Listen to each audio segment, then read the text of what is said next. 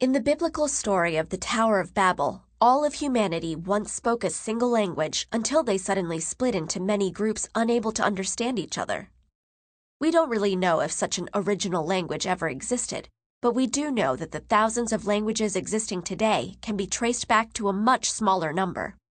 So how did we end up with so many?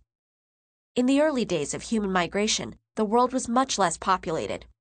Groups of people that shared a single language and culture often split into smaller tribes, going separate ways in search of fresh game and fertile land. As they migrated and settled in new places, they became isolated from one another and developed in different ways. Centuries of living in different conditions, eating different food, and encountering different neighbors turned similar dialects with varied pronunciation and vocabulary into radically different languages, continuing to divide as populations grew and spread out further. Like genealogists, modern linguists try to map this process by tracing multiple languages back as far as they can to their common ancestor, or proto-language. A group of all languages related in this way is called a language family, which can contain many branches and subfamilies. So how do we determine whether languages are related in the first place? Similar-sounding words don't tell us much. They could be false cognates or just directly borrowed terms rather than derived from a common root. Grammar and syntax are a more reliable guide, as well as basic vocabulary such as pronouns, numbers, or kinship terms that's less likely to be borrowed.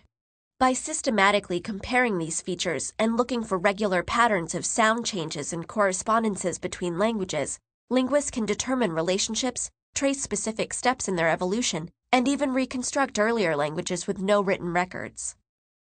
Linguistics can even reveal other important historical clues, such as determining the geographic origins and lifestyles of ancient peoples based on which of their words were native and which were borrowed. There are two main problems linguists face when constructing these language family trees.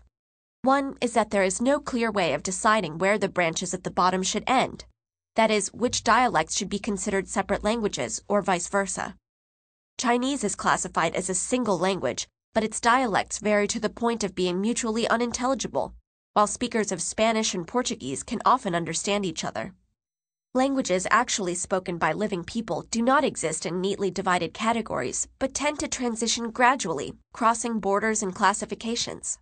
Often the difference between languages and dialects is a matter of changing political and national considerations, rather than any linguistic features. This is why the answer to how many languages are there can be anywhere between 3,000 and 8,000 depending on who's counting. The other problem is that the farther we move back in time towards the top of the tree, the less evidence we have about the languages there. The current division of major language families represents the limit at which relationships can be established with reasonable certainty, meaning that languages of different families are presumed not to be related on any level. But this may change. While many proposals for higher-level relationships or superfamilies are speculative, some have been widely accepted, and others are being considered, especially for native languages with small speaker populations that have not been extensively studied. We may never be able to determine how language came about or whether all human languages did in fact have a common ancestor, scattered through the babble of migration. But the next time you hear a foreign language, pay attention. It may not be as foreign as you think.